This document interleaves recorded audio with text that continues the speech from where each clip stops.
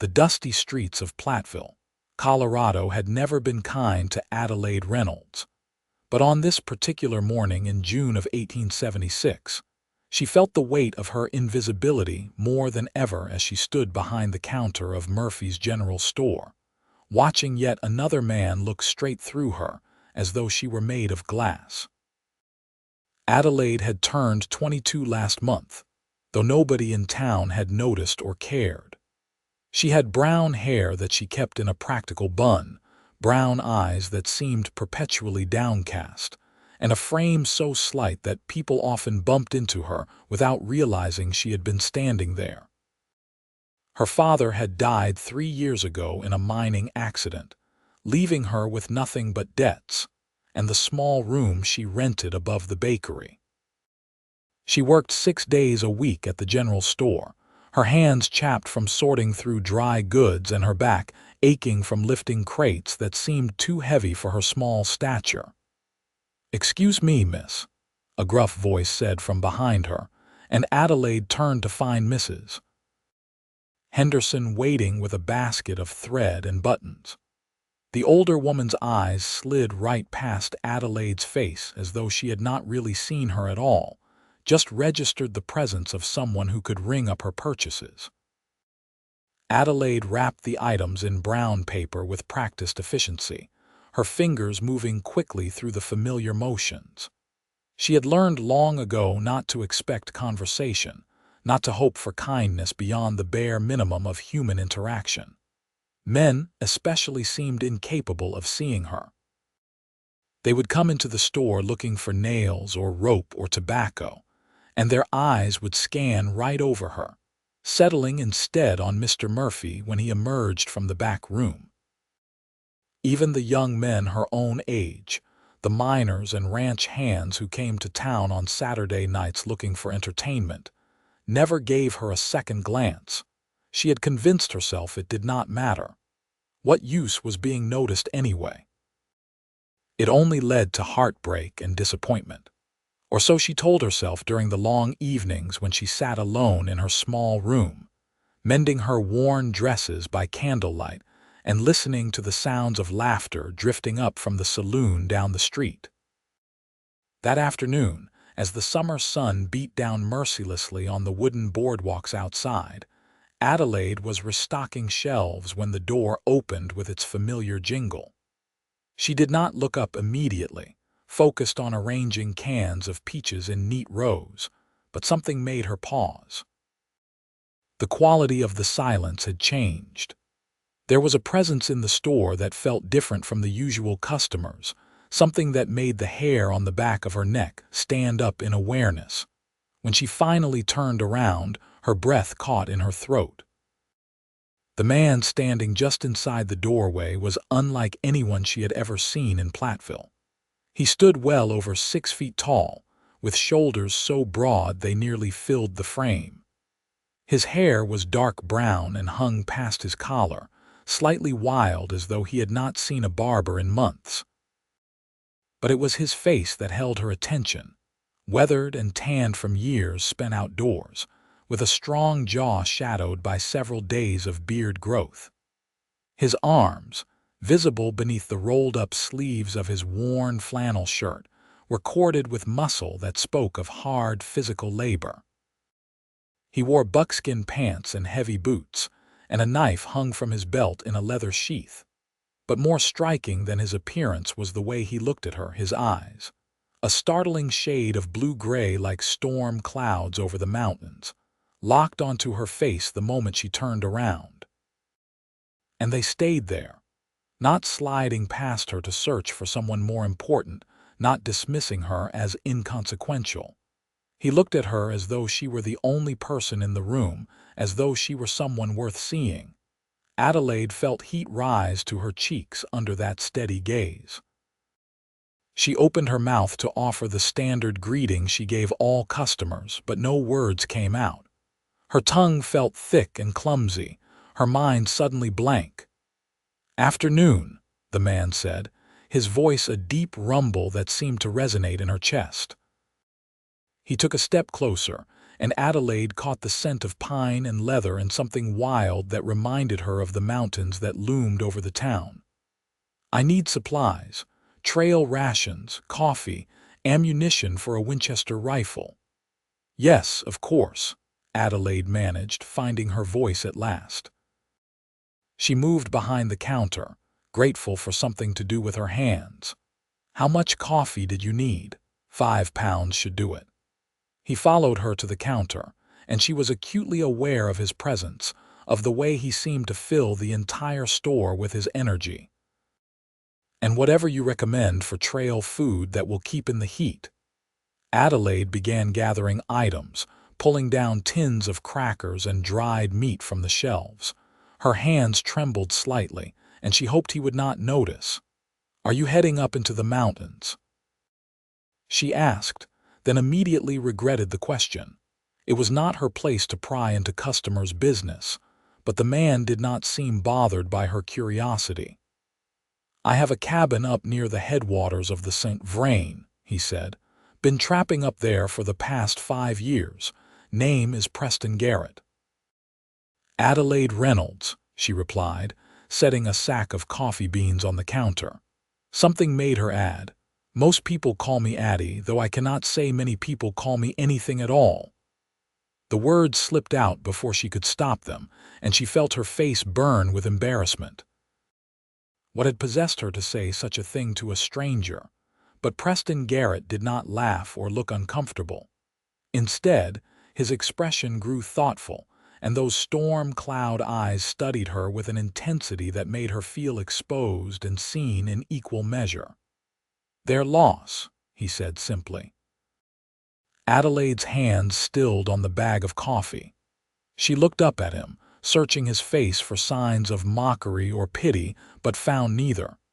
He spoke as though he meant it, as though it were simply a fact. "I will need about 3 pounds of the dried beef," Preston continued, as though he had not just said something that made Adelaide's heart beat faster in her chest. "And do you have any sugar? I have been craving something sweet for weeks now." "Yes, we have sugar," Adelaide said, pulling herself together and moving to fetch the items. As she worked, she found herself stealing glances at him, trying to understand what made this man different from every other man she had ever encountered. He stood at the counter with a stillness that suggested patience born of long hours spent alone in the wilderness. But his eyes followed her movements with unmistakable interest. When she had assembled everything he requested, she began tallying up the cost in the ledger Mr. Murphy kept for purchases. Preston pulled a leather pouch from his pocket and counted out coins, his hands large and scarred but surprisingly gentle as he placed the money on the counter. "You work here every day?" he asked as she wrapped his purchases in brown paper and twine. "6 days a week," Adelaide replied. "We are closed on Sundays." "Then I will see you again before I head back up the mountain," Preston said. He gathered his parcels, but instead of heading immediately for the door, he paused. "If you do not mind my saying so, Miss Adelaide, you have a kind face, and I have been around enough people to know that kindness is rare. I hope the folks in this town appreciate what they have." Before she could respond, he was gone, the door jingling shut behind him and leaving Adelaide standing alone behind the counter with her heart pounding and her mind reeling. She pressed her hands flat against the worn wood, trying to steady herself, trying to understand what had just happened. He had seen her, really seen her. The rest of the afternoon passed in a blur. Adelaide moved through her duties mechanically, her thoughts returning again and again to Preston Garrett and the way he had looked at her. She tried to convince herself that she was being foolish, that she was reading too much into a simple transaction with a customer. But she could not shake the feeling that something fundamental had shifted in her small, invisible world. That evening, as she climbed the narrow stairs to her room above the bakery, Adelaide caught her reflection in the small mirror that hung by her washstand. For the first time in years, she really looked at herself. Not with the critical eye that noted her plain features and worn clothing, but with curiosity. What had Preston Garrett seen when he looked at her? What had made him stop and speak to her as though she mattered? She saw tired brown eyes in a thin face, skin that was too pale from spending long hours indoors, and hair that had escaped its pins and hung in wisps around her temples. There was nothing remarkable about her appearance, nothing that would catch a man's attention in a crowded room. And yet he had noticed her. He had spoken to her as though she were worth speaking to. Adelaide undressed slowly, washing her face and hands in the basin of cool water she kept by the window. The summer evening was warm, and sounds from the street below drifted up through her open window. Somewhere a piano played, tinny and slightly out of tune, and she could hear men's voices raised in laughter and conversation. She wondered if Preston Garrett was down there among them, or if he had already left town to return to his cabin in the mountains. The thought of him leaving created an unexpected ache in her chest. She barely knew the man, had spoken to him for perhaps 10 minutes at most, and yet the idea of never seeing him again felt wrong somehow. As though she had been waiting her entire life for someone to truly see her, and now that it had finally happened, she could not bear to let it slip away. She climbed into bed and pulled the thin sheet up to her chin, staring at the ceiling and replaying every moment of their encounter. The way his eyes had found hers immediately, the depth of his voice, the casual strength evident in his movements, the surprising gentleness in his words. Sleep was long in coming, and when it finally arrived, Adelaide dreamed of mountains and pine forests and storm-gray eyes that looked at her as though she were the only woman in the world. The next morning, Adelaide woke early and took unusual care with her appearance. She told herself it was foolish, that Preston Garrett had probably already left town, and she would never see him again. But she could not help smoothing her hair more carefully than usual and choosing the best of her 3 work dresses, even though it was faded at the seams. The day at the general store started like any other. Mr. Murphy arrived in his usual sour mood, complaining about the heat and the quality of the goods from their most recent shipment. Adelaide swept the floor and dusted the shelves and helped customers who looked through her rather than at her. By noon, she had almost convinced herself that yesterday's encounter had been some kind of aberration, a momentary lapse in the natural order of things where she was destined to remain unseen. Then the door opened, and Preston Garrett walked in. He wore the same clothes as yesterday, though he had clearly bathed and shaved. His hair was still damp, pulled back from his face, and Adelaide could see the strong lines of his features more clearly now. When his eyes found hers across the store, a slow smile spread across his face, transforming it from handsome to devastating. "Miss Adelaide," he said, crossing the store in 3 long strides, "I was hoping you would be here." "I work every day except Sunday," Adelaide said, then felt foolish for repeating what she had already told him yesterday. "Did you forget something for your supplies?" "No," Preston said, and there was something almost nervous in the way he shifted his weight, one hand coming up to rub the back of his neck. "I wanted to talk to you again. If you have time, that is. I know you are working." Adelaide glanced toward the back room where Mr. Murphy had disappeared to do inventory. The store was empty except for the 2 of them, and she could spare a few minutes before the lunch rush of customers arrived. "I have a little time," she said carefully. Preston leaned against the counter, his posture relaxed but his eyes intent on her face. "I cannot stop thinking about what you said yesterday, about how people do not call you anything at all. That struck me as about the saddest thing I have heard in a long time." Adelaide felt her defenses rise. She did not need his pity. "It is simply the way things are," she said stiffly. "I am not the sort of person people notice. I have made my peace with it." "Have you?" Preston asked quietly. "Because I do not think anyone should have to make peace with being invisible." The words hit her harder than she expected. Adelaide turned away, pretending to straighten a display of thread that was already perfectly organized. "Why do you care?" she asked, her voice barely above a whisper. "You do not know anything about me." "I would like to," Preston said. "If you would let me." Adelaide's hand stilled on the spools of thread. She turned slowly to face him, searching his expression for any sign of mockery or cruel humor, but found only sincerity. "Why?" she asked again. "There are prettier girls in this town. Girls who know how to laugh and flirt and make themselves interesting. Why would you waste your time on someone like me?" Preston was quiet for a long moment, his eyes never leaving her face. When he finally spoke, his voice was rough with emotion. "When I walked into this store yesterday, you were the first thing I saw. Not because you were trying to be noticed, but because there was something about you that called to me. A quietness, maybe. A strength that you do not even realize you have. I have spent 5 years alone in those mountains, Miss Adelaide, and in that time I have learned to see things clearly. And what I see when I look at you is someone worth knowing, someone worth spending time with." Adelaide's throat tightened with emotion. No one had ever spoken to her like this before. No one had ever looked at her the way Preston Garrett was looking at her now, as though she were precious and valuable and wholly visible.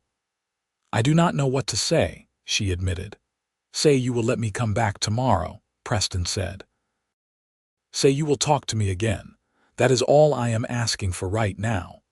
Adelaide nodded, not trusting her voice.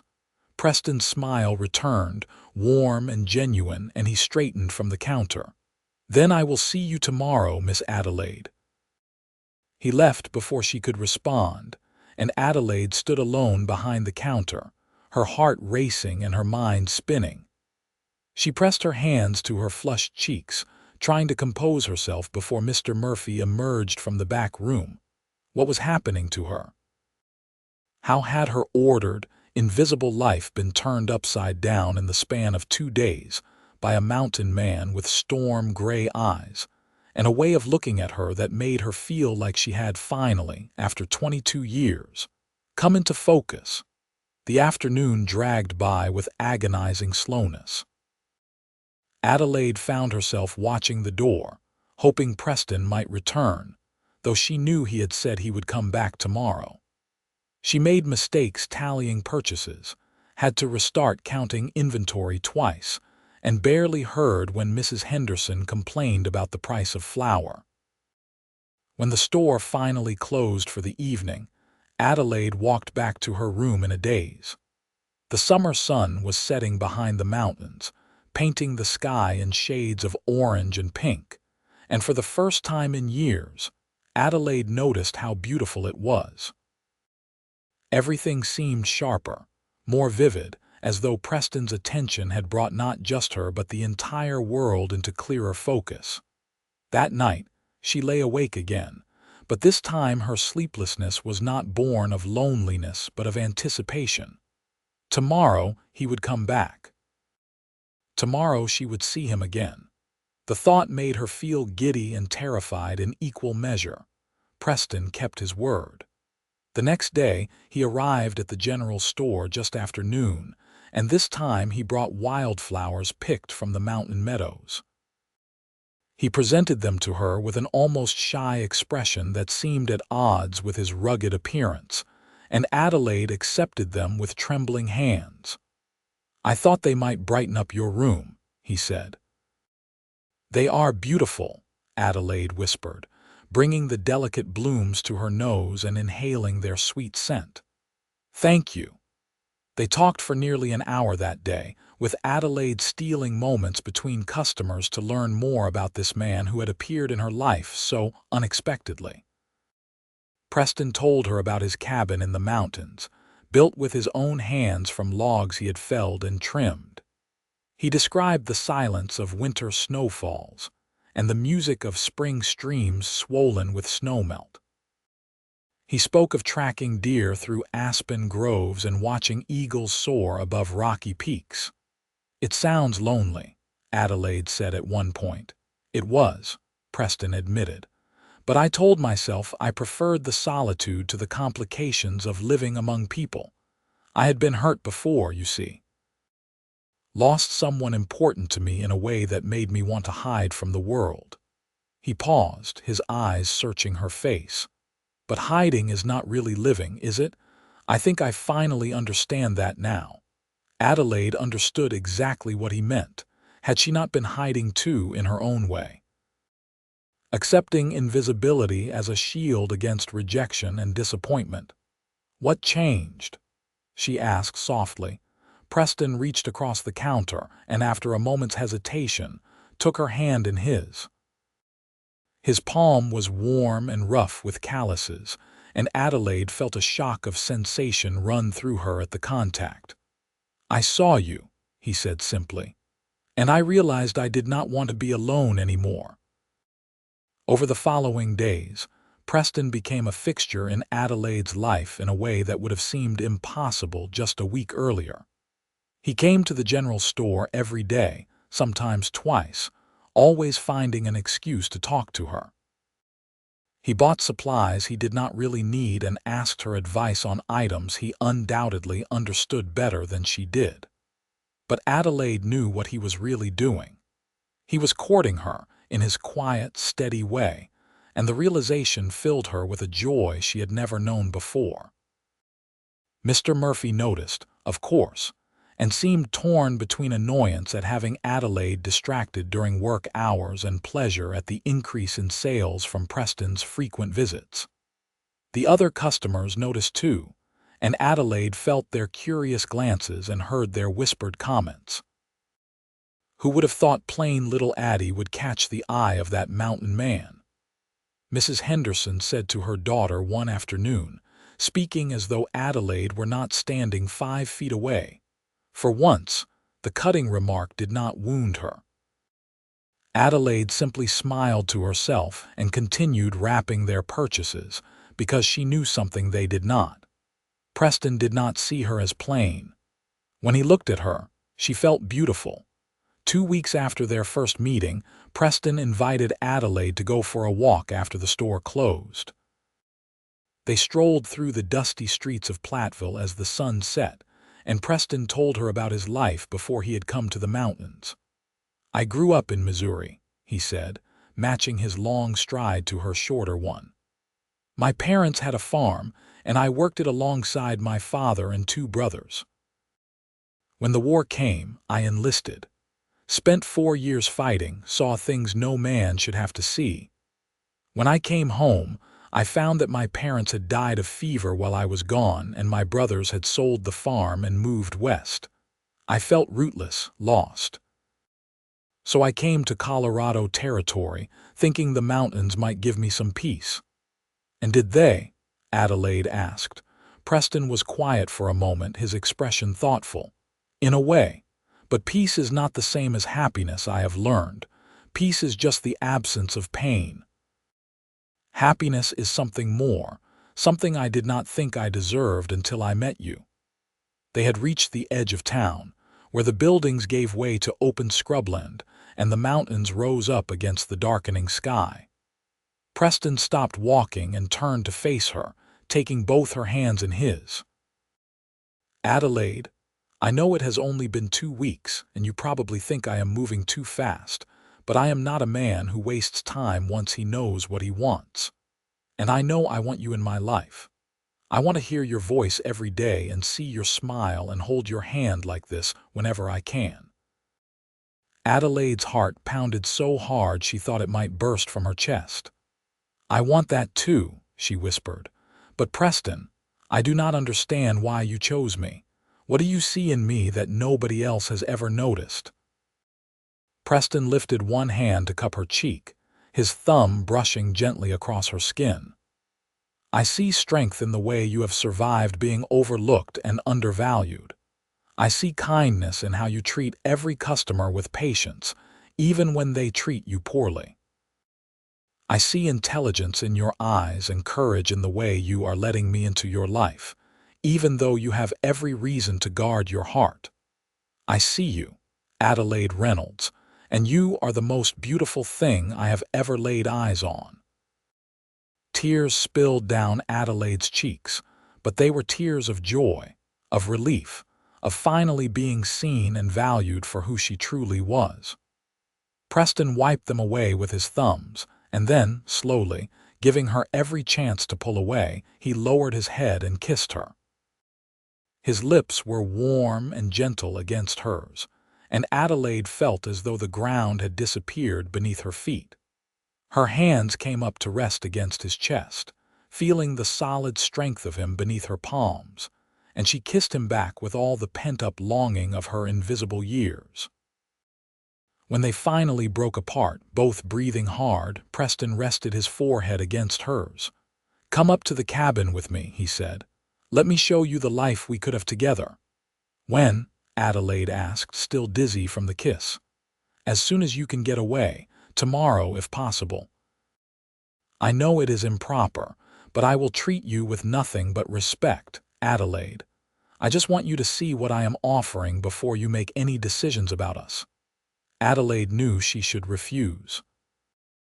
Unmarried women did not go off into the mountains alone with men, no matter how honorable their intentions. But she also knew that conventional rules had never applied to her invisible life, and she was tired of living according to other people's expectations. "Tomorrow is Sunday," she said. "The store is closed. I will come." The joy that lit Preston's face was worth any risk. They made plans to meet at dawn before the town was fully awake. Adelaide would bring a small bag with necessities, and Preston would provide everything else. He would have her back by nightfall, he promised, though Adelaide could see in his eyes that he hoped she would choose to stay longer. That night, Adelaide packed her few belongings with shaking hands. She had no illusions about what this trip meant. Preston was offering her a new life, a complete departure from everything she had known. The decision should have terrified her, but instead, she felt nothing but excitement and rightness, as though every moment of her invisible existence had been leading her to this point. She barely slept, and when the first gray light of dawn crept through her window, she was already dressed and ready. She crept down the back stairs of the bakery, trying not to wake the baker and his wife, and slipped out into the cool morning air. Preston was waiting at the edge of town with 2 horses, a sturdy paint mare for her and a large bay gelding for himself. He helped her into the saddle, his hands strong and sure at her waist, and then swung up onto his own horse with fluid grace.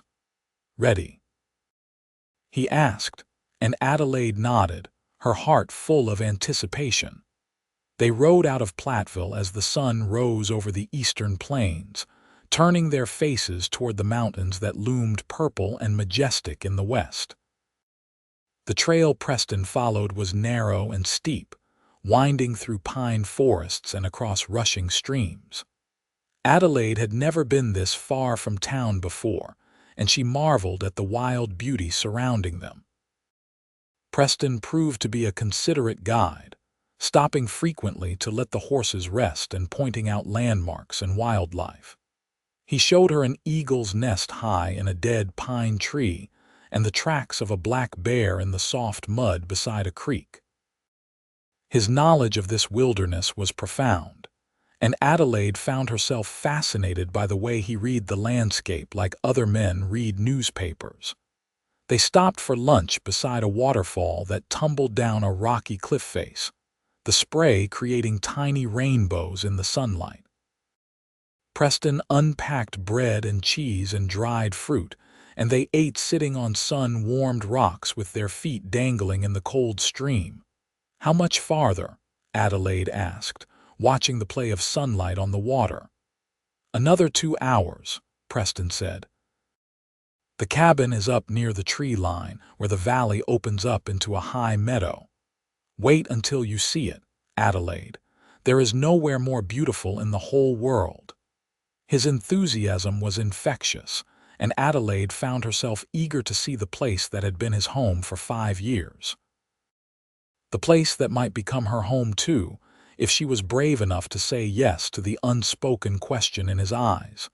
They reached the cabin in mid-afternoon, and Adelaide caught her breath at the sight of it. Preston had been right about the beauty of this place. The cabin sat on the edge of a vast meadow carpeted with wildflowers, their colors bright against the green grass. Mountains surrounded the valley on 3 sides, their peaks still capped with snow despite the summer heat. A stream ran through the meadow, its water so clear Adelaide could see the colored stones on its bottom. The cabin itself was solidly built, with walls of peeled logs and a roof of split shakes. Smoke curled from the stone chimney, and Adelaide realized Preston must have come up here earlier to start a fire in the stove. "It is beautiful," she breathed, sliding down from her horse with Preston's help. "Come inside," he said, taking her hand and leading her to the door. The cabin's interior was simpler than any house Adelaide had ever been in, but it was clean and well organized. There was a main room with a stone fireplace, a cast iron stove for cooking, a rough-hewn table with 2 chairs, and shelves lined with supplies and books. A ladder led to a sleeping loft above, and through an open door, Adelaide could see a small room that Preston apparently used for storing pelts and equipment. "I built everything myself," Preston said, watching her face anxiously. "It is not much, but it is solid and warm even in the worst winters. There is good hunting and fishing nearby, and I have been thinking about starting a small garden plot behind the cabin. I make enough from trapping to buy supplies in town twice a year, and I have some money saved besides." Adelaide walked slowly through the cabin, trailing her fingers over the smooth wood of the table, examining the neat rows of canned goods on the shelves, admiring the colorful quilt that covered the bed in the loft.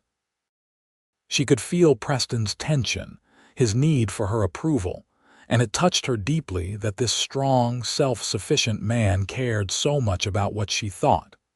"You said you wanted to show me the life we could have together," Adelaide said finally, turning to face him. "But Preston, I need you to tell me plainly what you are offering. I have been overlooked my entire life, and I will not be overlooked in this. I need to hear you say it." Preston crossed the cabin in 2 strides and took her hands, his storm-gray eyes intense on her face. "I am asking you to marry me, Adelaide Reynolds. I am asking you to leave your invisible life in Platteville and come up here to these mountains and be my wife. I am asking you to let me spend every day for the rest of my life making sure you know how seen you are, how valued, how deeply loved. I know I am not offering you an easy life. It is hard up here, especially in winter. But I promise I will work every day to make you happy, to give you everything you need and deserve. So what do you say? Will you marry me?" Adelaide felt tears streaming down her face again, but this time Preston did not wipe them away. He simply waited, his entire future hanging on her answer. "Yes," Adelaide said, her voice strong and clear despite her tears. "Yes, I will marry you." The kiss Preston gave her then was nothing like the gentle kiss they had shared in town. This kiss was fierce and claiming, full of promise and passion and relief. Adelaide kissed him back with equal fervor, her arms wrapping around his neck, her body pressed against the solid strength of him. When they finally broke apart, both breathing hard, Preston lifted her off her feet and spun her around, his laughter echoing off the cabin walls. "You have made me the happiest man alive," he said, setting her down but keeping his arms around her. "We will go back to town tomorrow and find someone to marry us properly. I will not have anyone saying we did things improperly." Adelaide nodded, touched by his concern for her reputation even though she cared little what the people of Platteville thought anymore. She was done being invisible, done living according to their narrow expectations. They spent the rest of the afternoon making plans. Preston showed her the rest of the property, pointing out where he thought the garden should go and where they might build an addition to the cabin when children came. That last comment made Adelaide blush, but Preston simply smiled and pulled her close, pressing a kiss to her temple. "I want a life with you, Adelaide," he said.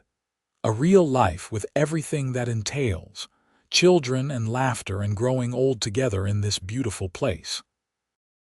"Does that frighten you?" "No," Adelaide said honestly.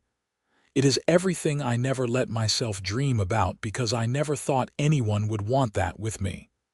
"I want it," Preston said firmly, "more than I have ever wanted anything." As evening fell, Preston cooked dinner over the stove, a simple meal of beans and bacon and fresh biscuits that tasted like the finest feast to Adelaide. They sat at the table together, their knees touching, and talked about everything and nothing.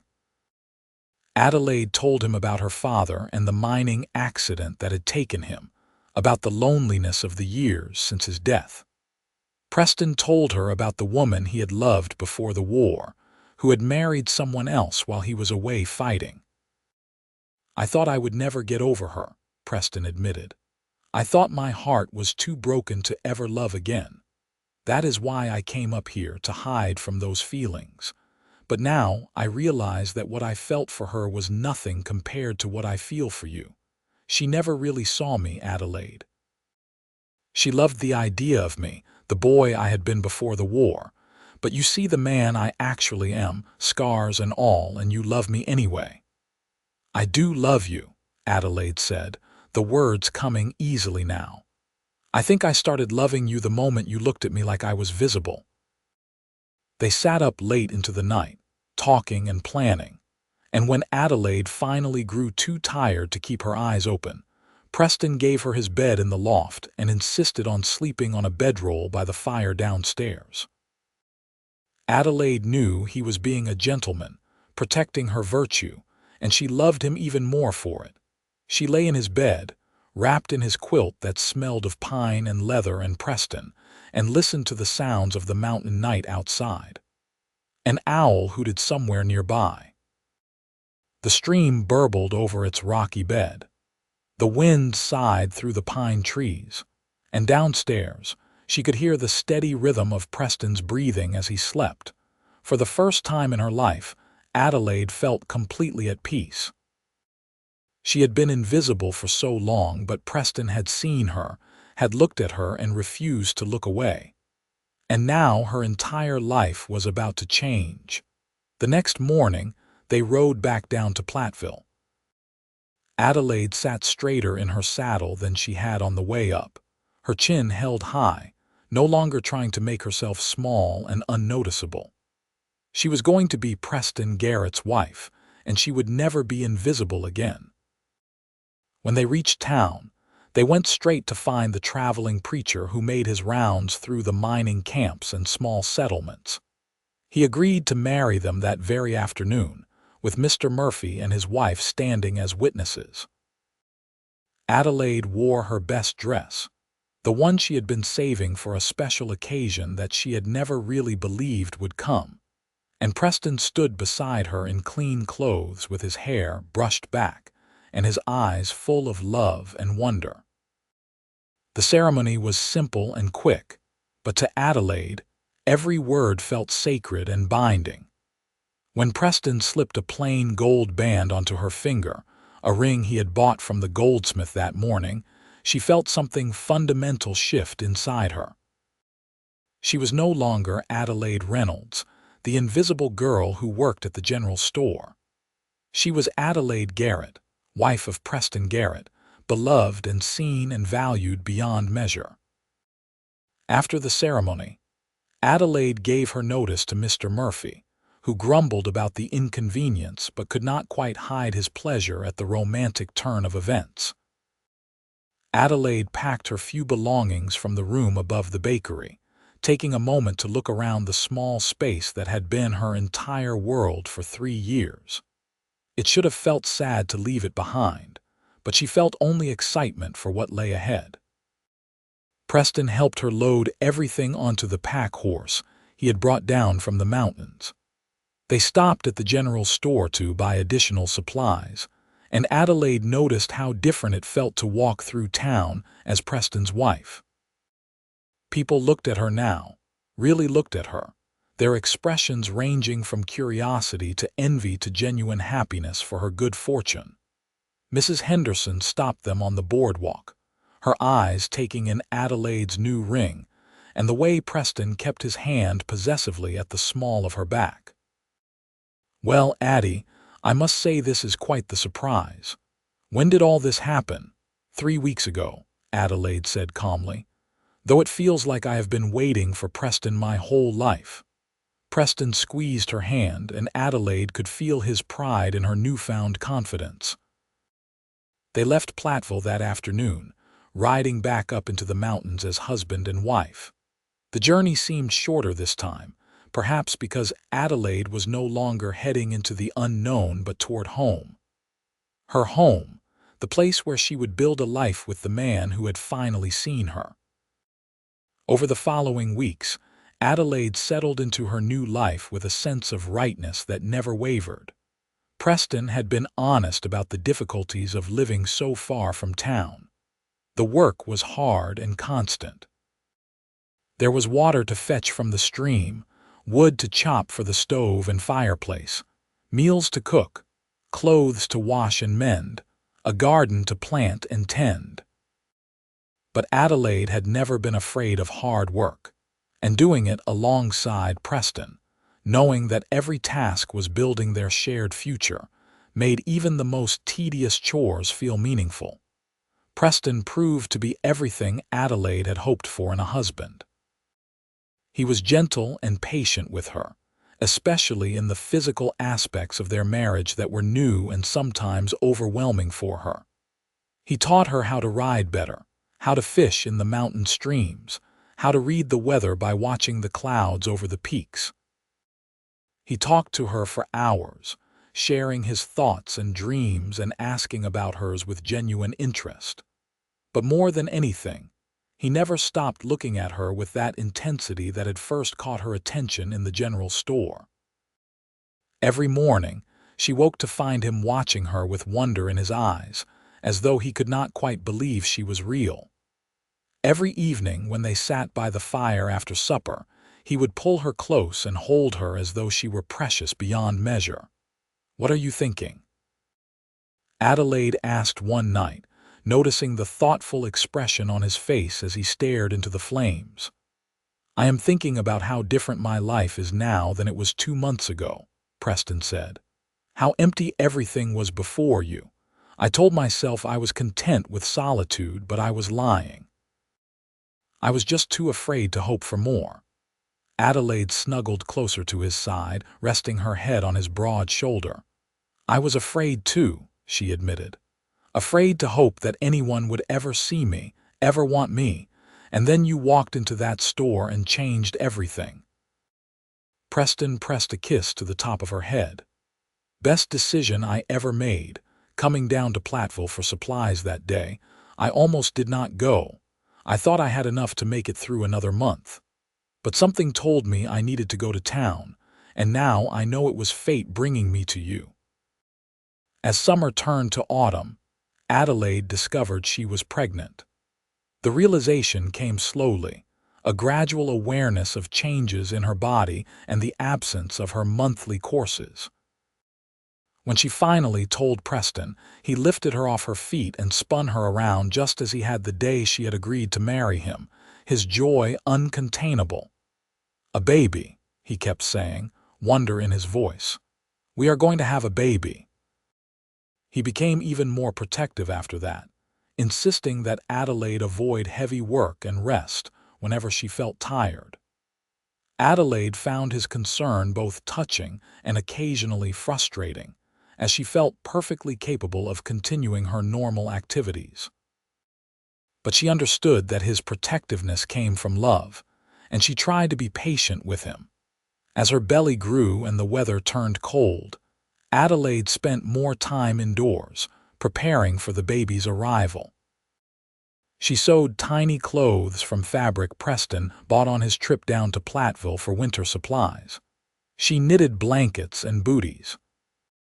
She and Preston transformed the small storage room into a nursery, with Preston building a beautiful cradle from pine wood that he sanded and polished until it was smooth as silk.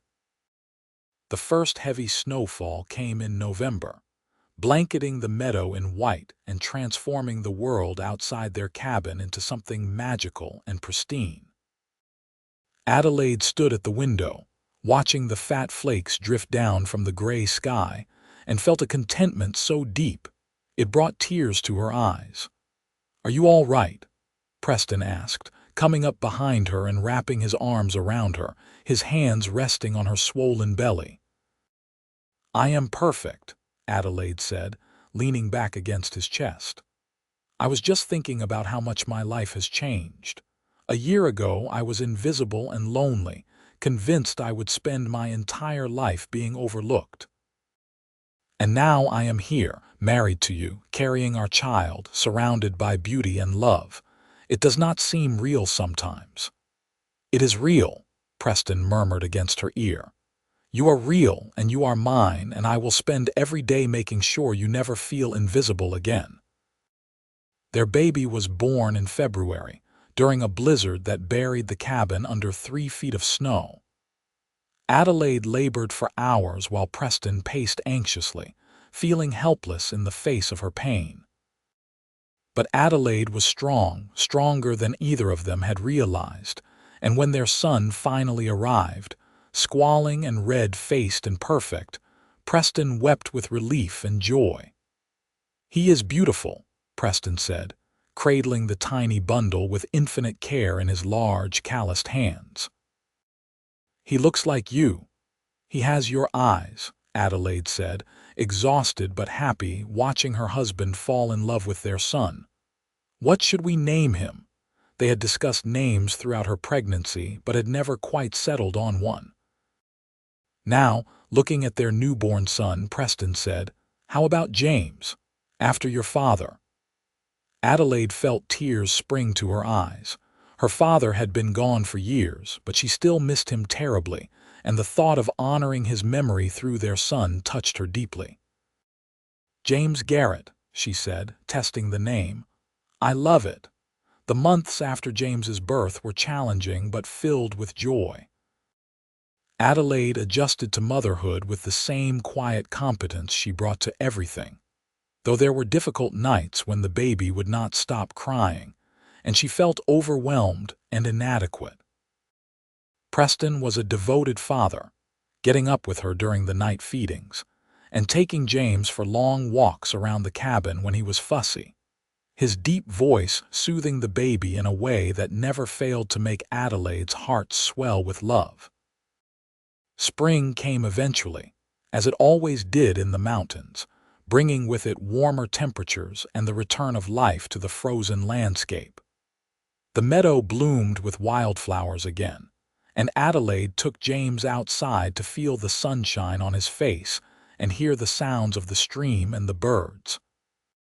Preston spent his days checking trap lines and hunting to replenish their stores of meat, but he always hurried home to his family, eager to spend every possible moment with Adelaide and James. In the evenings, after the baby was asleep in his cradle, Preston and Adelaide would sit together on the porch Preston had built that spring, watching the sun set behind the mountains and talking about their dreams for the future. "I have been thinking we should expand the cabin," Preston said one evening. "Add another bedroom or two. I hope James will not be our only child." Adelaide smiled, her hand finding his.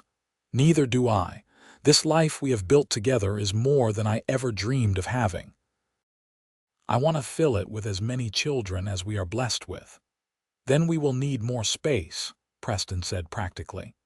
"I will start felling trees next week.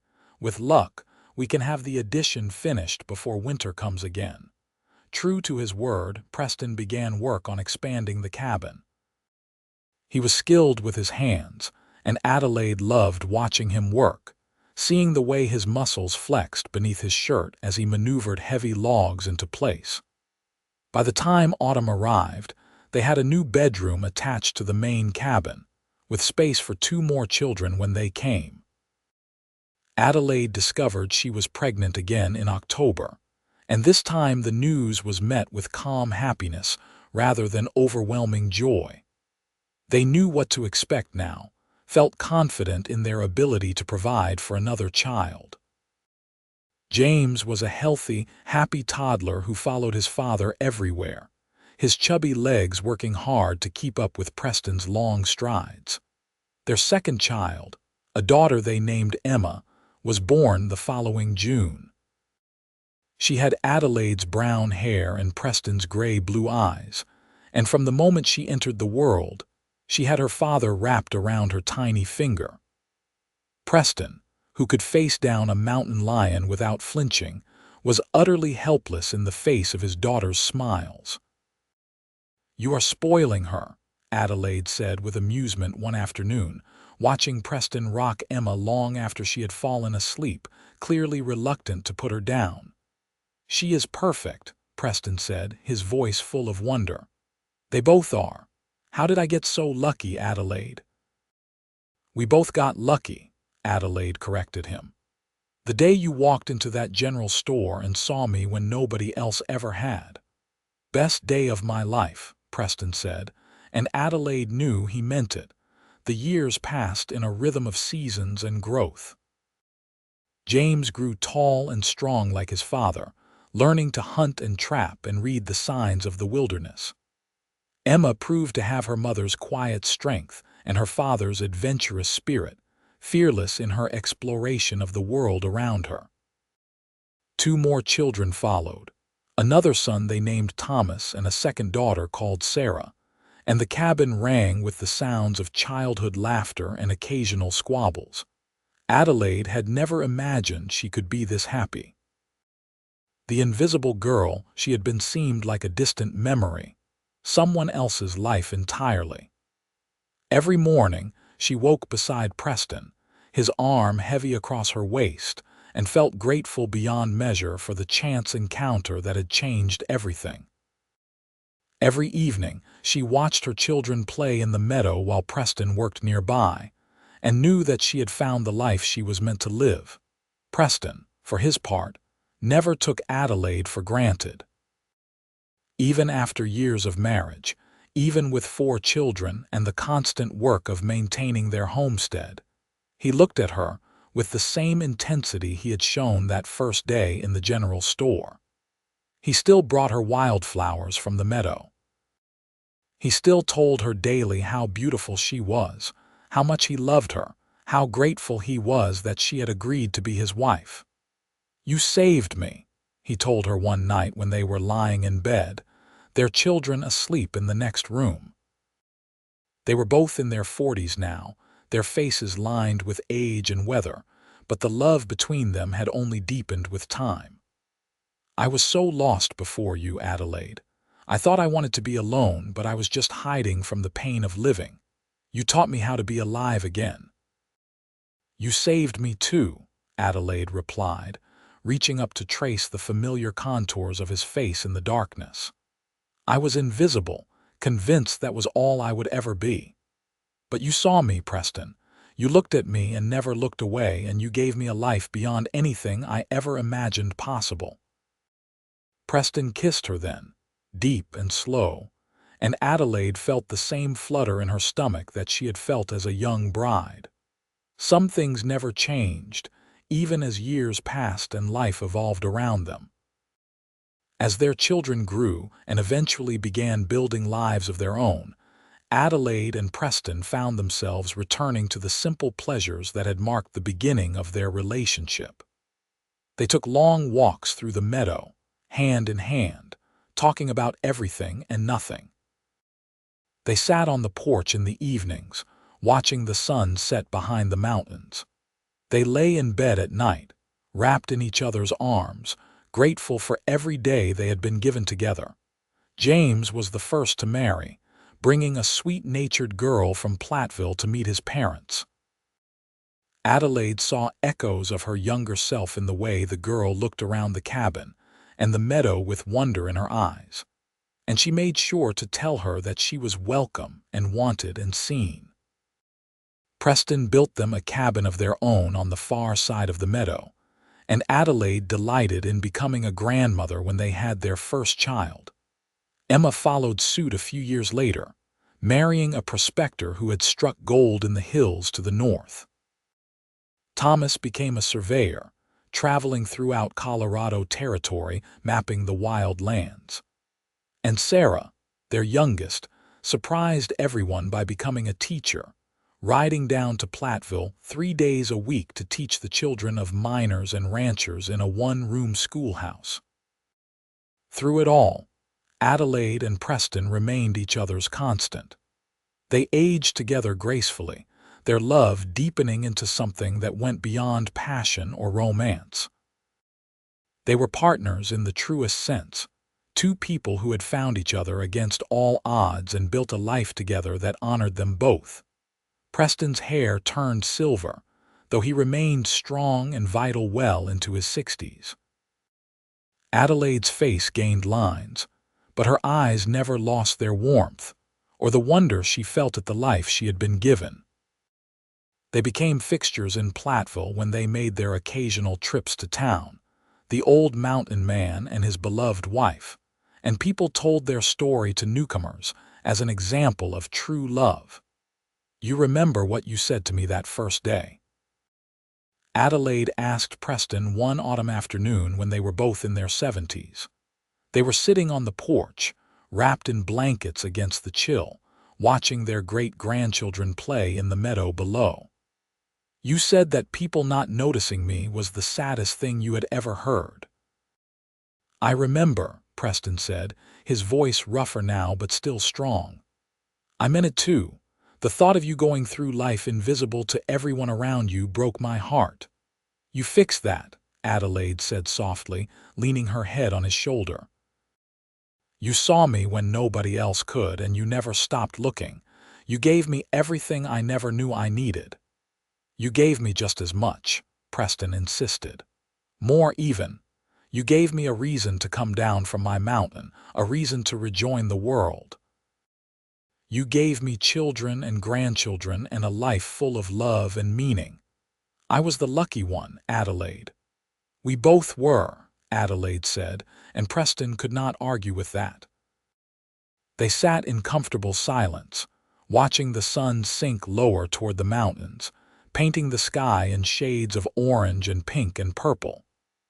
The aspens were turning gold, their leaves shimmering in the breeze, and the air held the crisp promise of the winter to come. Adelaide felt a deep contentment settle over her. This life, this beautiful life, had been built from a single moment of being seen. From Preston's refusal to look away from her, even when the rest of the world had treated her as invisible. It seemed almost impossible that so much joy and love could have grown from that chance encounter in a dusty general store in Platteville, Colorado. But it had happened, and Adelaide had lived every precious moment of it. Preston's hand found hers, their fingers intertwining with the ease of decades of practice. "I love you, Adelaide Garrett," he said. "I have loved you from the moment I first saw you, and I will love you until I draw my last breath." "And I love you," Adelaide replied, her heart as full now as it had been the day she had agreed to be his wife. "Thank you for seeing me." "Thank you for letting me," Preston said, and they sat together on their porch, surrounded by the evidence of the life they had built together. As the sun set on another perfect day in the mountains they had always called home. Their story became something of a legend in Platteville and the surrounding areas. People spoke of the mountain man who had seen the invisible girl, who had loved her so completely that he had transformed her entire life. Young women dreamed of finding a love like theirs, and young men tried to emulate Preston's steadfast devotion. But Adelaide and Preston paid little attention to their legendary status. They were too busy living their lives, loving each other, and being grateful for every moment they had together. As they moved into their 80s, both of them slowed down considerably. Preston could no longer work the trap lines or fell trees for firewood, though he insisted on doing what he could around the homestead. Adelaide's hands were gnarled with arthritis, making fine work difficult, but she still tended her garden and cooked meals for Preston and whatever children or grandchildren happened to be visiting. They relied more heavily on their family now, and their children made sure they were never without help or company. But even as their bodies aged and weakened, the love between Adelaide and Preston never diminished. If anything, it grew stronger, refined by decades of shared experience into something pure and unbreakable. Preston died first, passing peacefully in his sleep on a cold February night. Adelaide woke to find him gone, his hand still holding hers, his face peaceful in death. She mourned him deeply, but she found comfort in knowing that they had been given more years together than most couples could dream of. They had built a life together, raised children who loved and honored them, and never stopped seeing each other even when age had stolen their youth and vitality. Adelaide lived for 3 more years after Preston's death, cared for by her children and surrounded by love. But everyone could see that part of her had gone with Preston, that she was simply waiting for the day when she could join him again. When Adelaide finally passed away on a spring morning, with wildflowers blooming in the meadow outside and her family gathered around her bed, her last words were about Preston. "He saw me," she whispered, her eyes distant as though looking at something the others could not see. "He saw me first, and he never looked away." And then she was gone, slipping away to join the man who had transformed her from invisible to beloved, who had given her a life beyond her wildest dreams. They buried her beside Preston on a hill overlooking the meadow, beneath the pine trees they had both loved. Their children and grandchildren and great-grandchildren gathered to say goodbye, sharing stories of the love that had inspired them all. James, now an old man himself, spoke of the example his parents had set, of the way they had loved each other with complete devotion for more than 60 years. Emma talked about how her father had never failed to make her mother feel cherished and valued.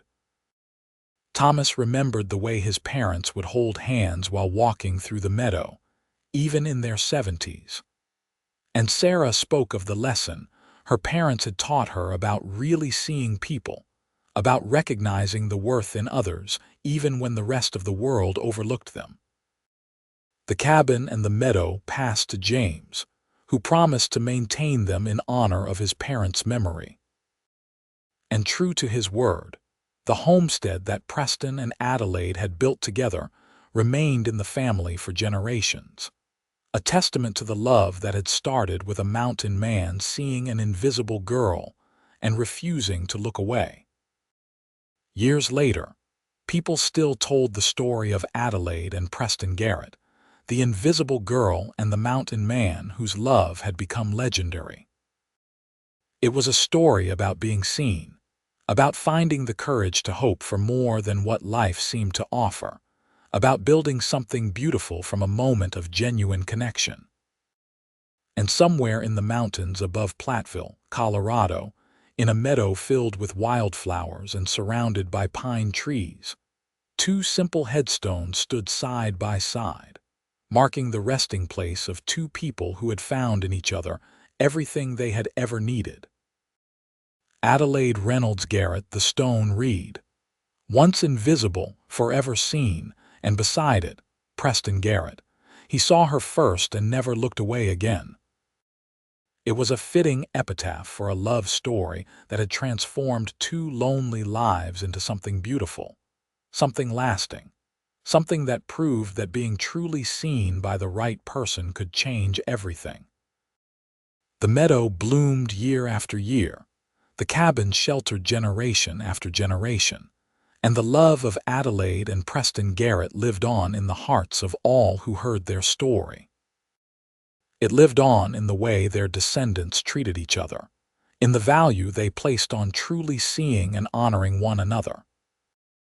It lived on in the legend that spread throughout Colorado and beyond, inspiring others to look harder, to see deeper, to recognize the worth in people the rest of the world might overlook.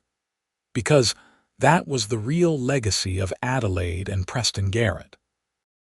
Not just a love story, but a reminder that everyone deserves to be seen, to be valued, to be loved. That invisibility is not a permanent condition, but a failure of others to truly look. And that when someone finally sees you, really sees you with open eyes and an open heart, it can transform not just your life but the world itself. Their story ended, as all stories must, with death and parting. But it also ended with love triumphant, with a life well lived together, with children and grandchildren and great-grandchildren who carried forward the lessons their remarkable ancestors had taught them. Adelaide Reynolds had been invisible to every man she ever met, until Preston Garrett saw her first and never looked away again. And from that moment of being truly seen, a lifetime of love had bloomed, as enduring and beautiful as the wildflowers in their mountain meadow, as constant and steadfast as the peaks that watched over their home. It was a happy ending, hard-won and cherished, built on the foundation of that first moment when one man looked at an invisible girl and saw everything she could be, everything she deserved to be, everything she already was but nobody had ever noticed. He saw her and he loved her, and together they built something that death itself could not diminish. That was their story. That was their legacy. That was the gift they gave to the world, a reminder that being seen, truly seen, by someone who loves you is the greatest gift of all.